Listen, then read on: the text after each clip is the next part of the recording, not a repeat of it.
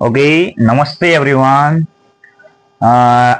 in this video, I am just talking about derivation of bond-length equation in त्यसको बारेमा हेर्नेछौँ हामी। यो चाहिँ हाम्रो फिजिकल केमिस्ट्रीबाट आएको क्वेशन छ। यो चाहिँ सेकेन्ड सेमिस्टरको बीएससी लेभल गर्नेछु। सो लोर्स लले के स्टेट गरेको छ भन्दाखेरि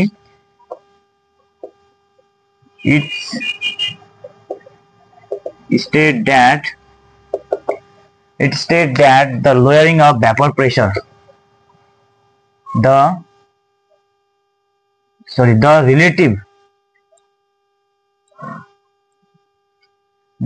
lowering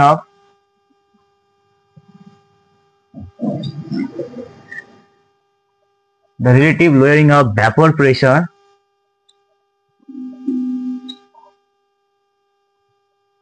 is equal to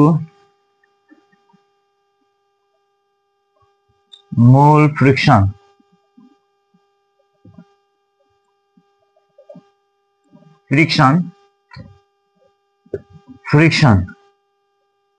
equal to the mole friction of solute है solute यसले के भन्न खोज्या भन्दाखेरि जुन vapour lowering of vapour pressure is equal to the mole fraction भन्दाखेरि सिम्पलली हामीले इक्जाम्पलकै रूपमा हेरौँ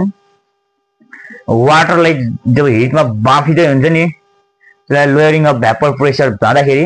त्यसमा कुनै त्यो बराबर जब त्यसमा मिक्सर गर्दाखेरि जस्तै तिमीले चिनी र नुनको मतलब नुन पानीको घोलमा चाहिँ तिमीले नुन मिक्स गर्यो भने त्यसमा लोयरिङ अफ भ्यापर प्रेसर बराबरको त्यो के हुन्छ नम्बर अफ मोल फ्रिक्सन हुन्छ त्यसलाई नै हामी के भन्ने छौं रोल्स लको स्टेटमेन्ट नै भन्ने छ है। सो यसका आधारमा के भनेको छ भन्दाखेरि that is P minus PS upon P equal to n small n upon n plus n है। योलाई इन्डिकेट गर्छ भने त्यसलाई हामी के भन्छौँ हामी रोल्स ल भन्छौँ। यो स्टेटमेन्ट नै दिएको भनेलाई रोल्स लले अब यसमा चाहिँ के छ भन्दाखेरि P is that pressure of solvent molecules and PS means vapor pressure of solution। जस्तै कुनै एउटा हामीसँग भाँडो छ एउटा मानौ इक्जाम्पलको लागि मानौ एउटा भाँडो छ त्यसमा हाम्रो चाहिँ पार्टिकलहरु छन् है यसमा पार्टिकलहरु छन् सामान्य पार्टिकलहरु छन्। अब यसमा के हुन्छ यो बाफ बन्दै जाँदैछ भने यहाँबाट हामीले के गर्यौं यो सोल्भेन्ट मोलिक्युल छ यसमा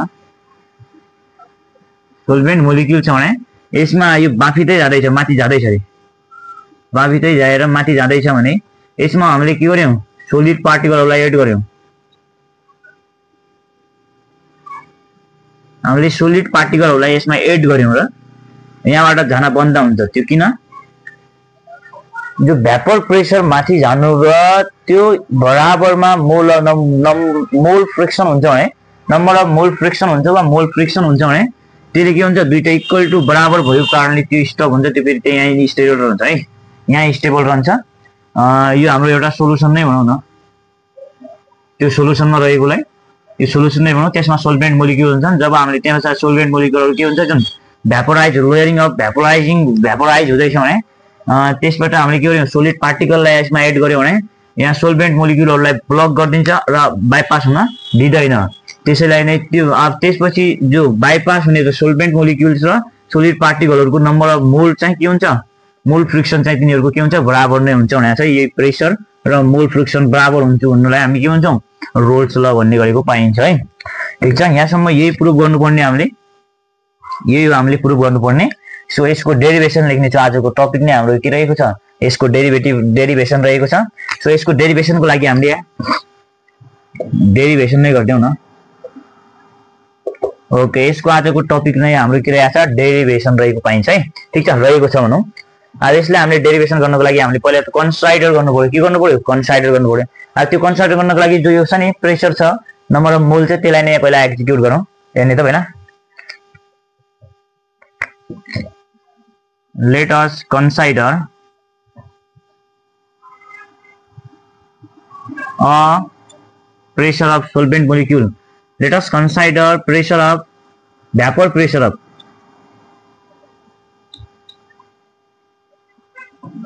pressure of SOL B and T solvent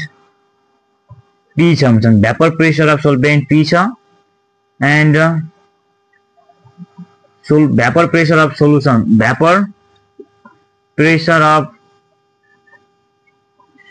को vapor pressure के छ हाम्रो PS छ and यसको डेरिभेसन लेख्दै छ है and m small and यहाँनिर कमा लेखिदिउँ न एन्ड किन लेख्ने कमा लेखिदिउँ स्मल एन्ड क्यापिटल एन है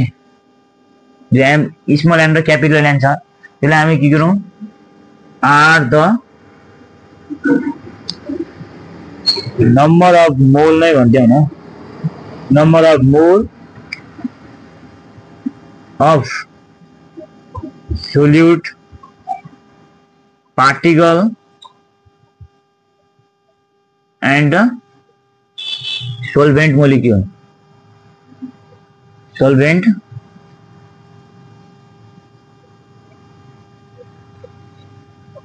molecules respectively यो छ है यसको हामीले एउटा कन्सिडर गर्यौं नि अब यो कन्सिडर गर्दाखेरि जस्तै मैले अब यहाँ चित्र बनाए डेरिभेसनमा बुझाउनु पर्ने हुन्छ यही चित्र बनाए पनि हुन्छ यसैलाई दुईटा बनाए पनि हुन्छ एउटामा यो चाहिँ बाइपास हुँदै माथि चाहिँ भ्यापोराइज लेयरिङ अफ भ्यापोराइज हुँदै अनि दोस्रोमा चाहिँ ब्लक हुँदाखेरि सोलिड पार्टिकल एड गरेर ब्लक गर्दाखेरि त्यो चित्र बनाए पनि हुन्छ अब यतिकै बनाएर पनि यहाँ प्योर सोल्भेन्ट एन्ड सोलुसन भनेर फिगर लेखिदिने नि यहाँ फिगर के लेखिदिने भन्दाखेरि प्योर सोल्भेन्ट एन्ड सोलुसन भनेर यहाँ लेखिदिने र त्यसपछि के गर्ने भन्दाखेरि चित्र बनाइसकेपछि हामीले यही चित्र है यो चित्र यता बनाउने ठीक छ त्यसपछि के गर्ने भन्दाखेरि हामीले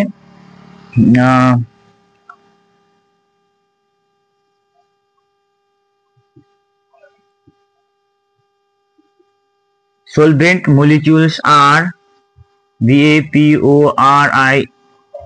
vaporized हुन्छ रे solvent molecules के गर्दैछन् vaporized हुँदैछन् भने then त्यही माथिको जो हामीले यहाँनिर भर्खरै डिस्कस गरेका थियौ नि त्यही यता लेख्दिने solvent molecules are vaporized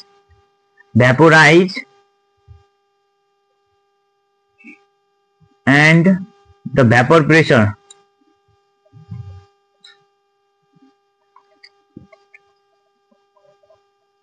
कसको vapor pressure यो solvent को vapor pressure है is too high then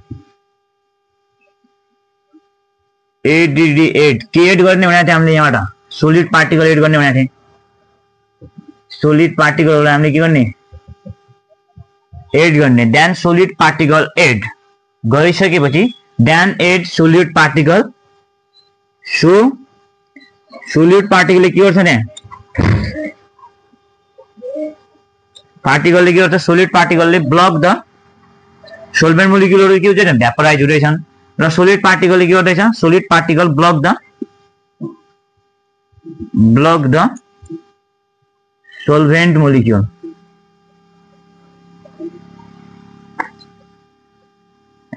ठीक छ solid particle ले के गर्दैछन् solvent particle लाई ब्लक गर्दैछन् then अब यहाँ ठाउँ हुँदैन पार्टिकलले के गर्दैछ ब्लक गर्दैछन् then vapor pressure is reduced त्यसपछि vapor pressure के घट्दैछन् मतलब लोयरिङ अफ vapor pressure त्यो भाग हुन्छ त्यहाँ ब्लक गरिसकेपछि कहाँ जान्छ थाहदैन नि त्यहाँ ब्लक हुन्छ त्यहाँबाट के हुन्छ घट्दै जान्छ भनेर है यतिसम्म लेखेँ अब त्यसपछि हामीले के गरौँ भन्दाखेरि यहाँ माथिको मेटाइदिएँ है मैले स्टेटमेन्ट मेटाएँ मैले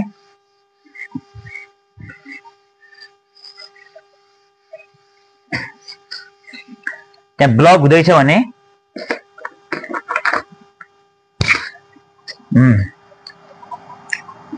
ब्लक हुँदैछ भने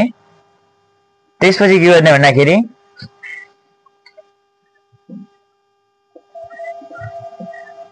the vapor pressure of solvent is CTLY directly proportional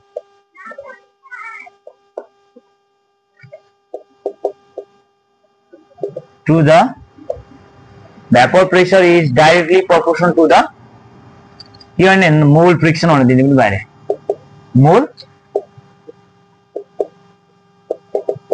मोल फ्रिक्सन भनेर गर्दिने ठीक छ यहाँ मोल फ्रिक्सन भइसकेपछि हाम्रो के गर्ने भन्दाखेरि अब त्यसलाई देखाउनु पर्यो दैट इज मोल फ्रिक्सन देखाइ भन्दाखेरि पीएस हामीले के भन्यौ प्रेशर अफ सोलुसन को हामीले यहाँ मानेको होला यहाँ प्रेशर अफ सोलुसन यहाँ vapour pressure of solution PS is directly proportional to के भन्यौ मोल फ्रिक्सन भन्दाखेरि capital N upon N plus N ठीक छ मोल फ्रिक्सन हुन्छ भने अनि त्यसपछि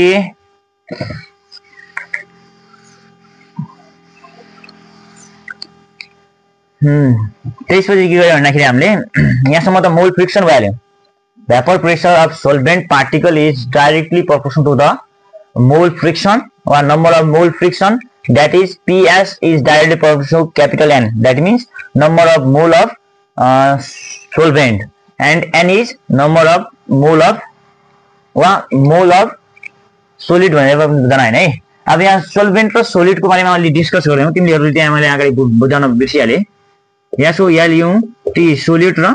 SOLVENT सोल्भेन्ट भने के हो त यसको बारेमा अलि बुझाउन मैले अलि छुटेछ है सोलिड भन्दाखेरि हामीले जस्तै मानौ वाटर यहाँ एउटा बिकर छ वा भेसल छ भनौं भेसल छ यसमा चाहिँ हामीले यहाँ मानौ एउटा एकचोटि थिंक गरौँ न यसलाई हामीले के मानौ भन्दाखेरि वाटर मानौ अनि यसमा चाहिँ मैले के एड गरे भन्दाखेरि यो एड है यसमा के गरे यहाँ CLT साल्ट एड गरे ठीक छ जो यहाँ भएकोलाई योलाई भनिन्छ यो जो मोलिक्युल छ नि योलाई भने मैले सोल्भेन्ट है योलाई मैले के भने सोल्भेन्ट मीन्स वाटर अनि यो सोलिड भने के रहेछ साल्ट रहेछ भनेर जस्ट इमेजिन योर थिंक गर्ने के त्यो के रहेछ भन्दाखेरि सोल्भेन्ट भन्दाखेरि that means a solution and solid भन्दाखेरि that add that things that is a solid like a salt so simply हामीले डेफिनेसन दिँदाखेरि solid is the substance solid को डेफिनेसन दिँदाखेरि the substance that can dissolve in a solvent that is called solid अनि solvent भन्दाखेरि the substance that मतलब the things that can dissolve the solid particle is known as solvent भनेर हामीले easily दिने यो धेरै कन्फ्युजिङ छैन अब ठुलो नै भइ क्लासमा भइसकेको हामीले यो धेरै डिस्कस को बारेमा पनि भएन सो ठीक छ अनि त्यसपछि के भयो भन्दाखेरि हामीले पीएस चाहिँ हामीले के गर्यौं इक्वल टु त गर्नु पर्यो के कांस्टेंट लिए that is k upon n plus n where k is proportionality constant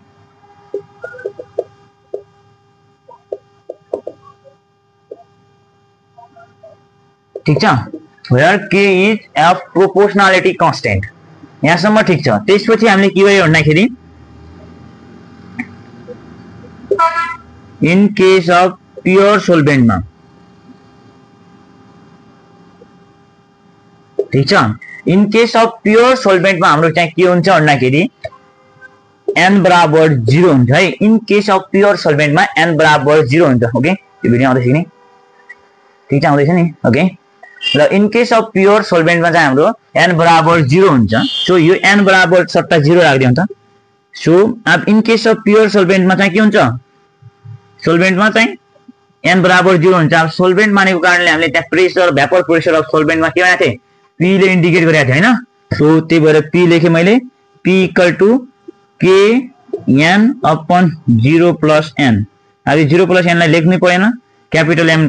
cancel भयो सो p बराबर हाम्रो के भयो k भयो सो यो p लाई हामीले कहाँ राखे a मा राखिदिए यो इक्वेसन मानौ न हामी इक्वेसन फर्स्ट नै मानौ ठीक छ अब यो इक्वेसन फर्स्ट नै माने त्यसपछि फ्रम इक्वेसन फर्स्ट बाट भन्दा पनि भइहाल्यो ठीक छ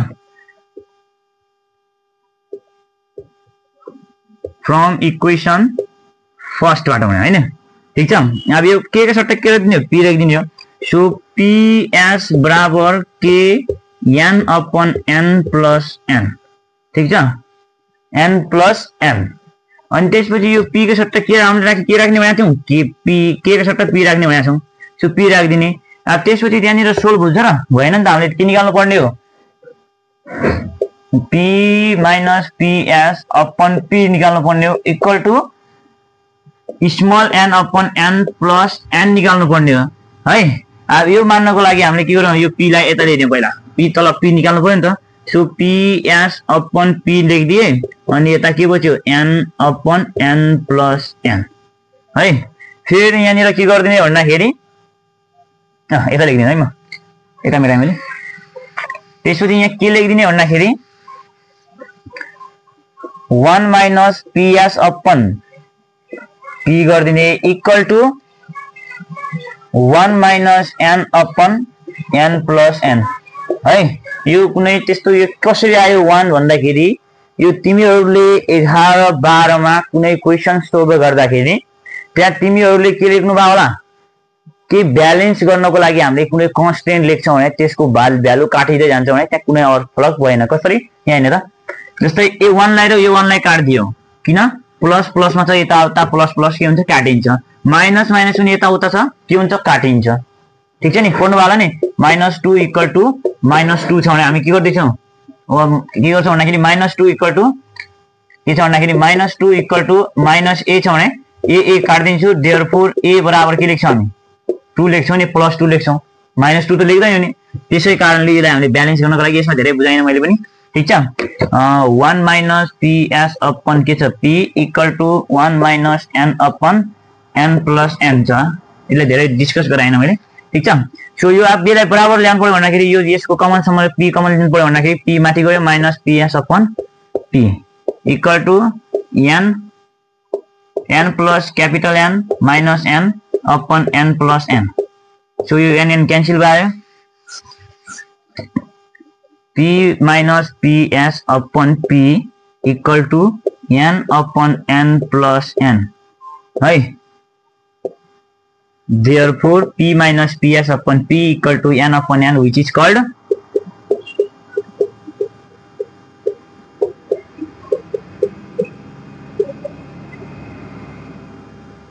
Rolle's law। यतिकै सिम्पल छ, धेरै डिस्कसनको कुरा छैन है। हामीलाई पनि यो सोध्दै थियो, अलि डिफिकल्ट लाग्थ्यो हामीलाई पनि सुरुमा। मतलब यो त सिम्पल हाम्रो बेसिक लेभलको लागि है। अब साइन्स स्टुडेन्ट भन्दाखेरि त डिपली हुन्छ, अब यो त सिम्पल छ, त्यसमा धेरै फोकस गर्नु पर्दैन है। यो सिम्पल छ, मतलब बेसिक, मतलब साइन्स स्टुडेन्टको लागि त यो सिम्पल हो। एउटा 11 मा जब हामी भर्ना हुन्थ्यौँ नि त्यति बेलासम्मको मतलब त्यस्तो टाइममा सोच्थ्यो कि यस्तो टाइपको। अब यो सिम्पल छ, अब अरू हार्ड टाइपका छन् त्यो बनाउँदै रहन्छु। सो त्यसको लागि तिमीहरूले चाहिँ bell icon, subscribe plus like चाहिँ जरुर गर्नु पर्यो है। ठीक छ, thank you for that's all.